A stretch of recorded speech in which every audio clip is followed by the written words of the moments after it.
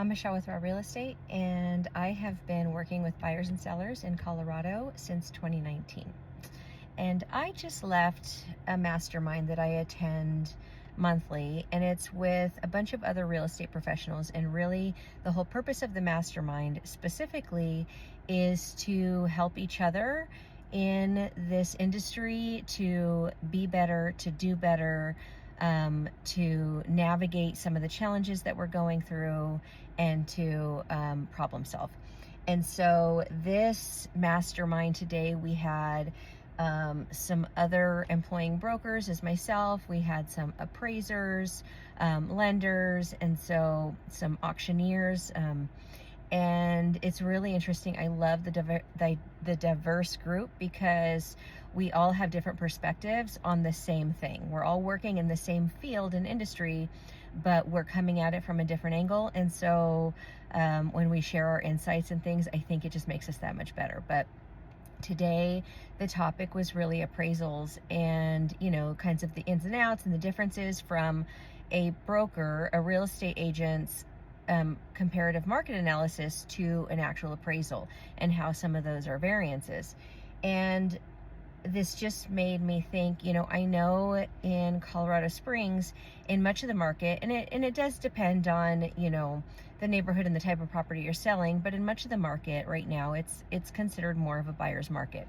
Buyers have more of an opportunity to negotiate price that they're paying, to negotiate concessions, to negotiate repairs, things like that. And so what is something that can help sellers in this market when they're trying to sell their property?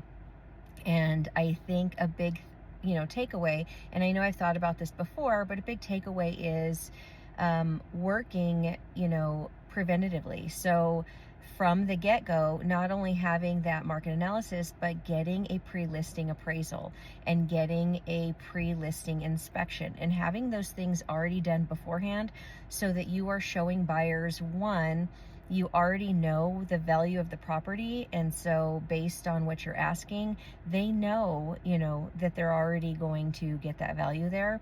And two, having a pre-listing inspection and then, addressing some of those issues before you even go on market really shows that you've done your due diligence. You're willing to prepare this property in a way so that buyers aren't coming in with a bunch of unknown repairs.